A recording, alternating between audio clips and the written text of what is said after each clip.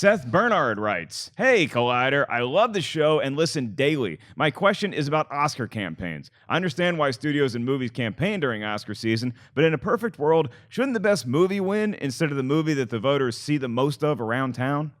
Well, yes, but in a perfect world, you just elect the best person for president, and you don't have to have a campaign for it either.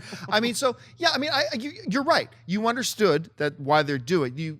But it's still a voting process. It's still a subjective thing with 6,000 to 7,000 voting members that you want to make sure you keep your movie front and foremost in their attention. You want to bring it and constantly put in their face to have them thinking about it.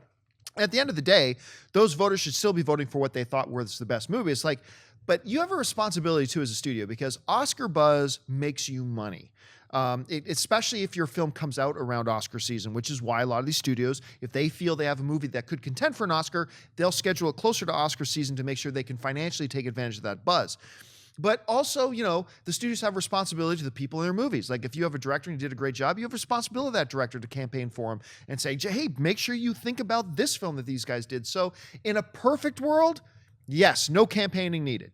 But we don't live in a perfect world, so it kind of is needed. I don't know, Josh, how do you see it? Well, I think that maybe what the question is getting at is that the Academy voters are somehow swayed by billboards on Sunset Boulevard. Right. Which I don't think is the case. I think what the case is that you're campaigning during Oscar season to see a lot of these brilliant performances. May not be the most well-respected movie per se, or one that was even in many theaters. But if you come out and campaign for an Oscar, perfect example last year, Jennifer Aniston in Cake, okay? She was great in that movie. She really was. That movie had some problems, and the movie was okay. But because of all the buzz and the campaigning that was around Cake, I went to see it in the theaters. And maybe that supported that. A lot of those smaller movies that don't get that push initially because people aren't really sure, but then it starts getting Oscar buzz, that's what I think the campaigning really helps. Do I think it actually helps and skew the voting? No.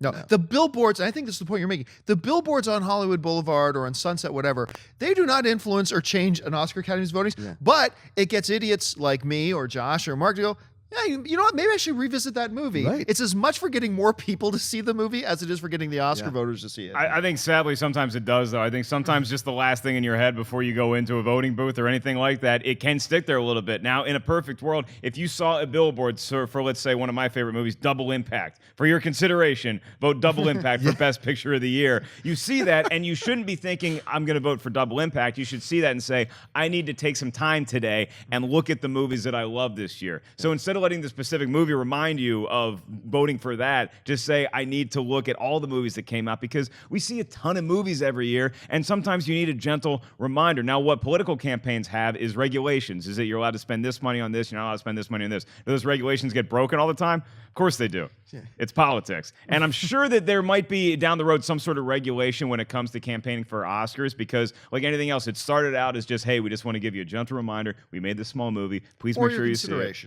And then it starts to snowball. And then that's when you get the billboards all around town, and we get inundated and oversaturated with all different kind of marketing campaigns to the point when it's chaos. And it might escalate to that at some point. And when that happens, you will need to regulate it. And on the flip side of that, which is it's a tragedy, was Bad Boys 2 in 2003. that wasn't Dan Marino for Best Supporting Actor.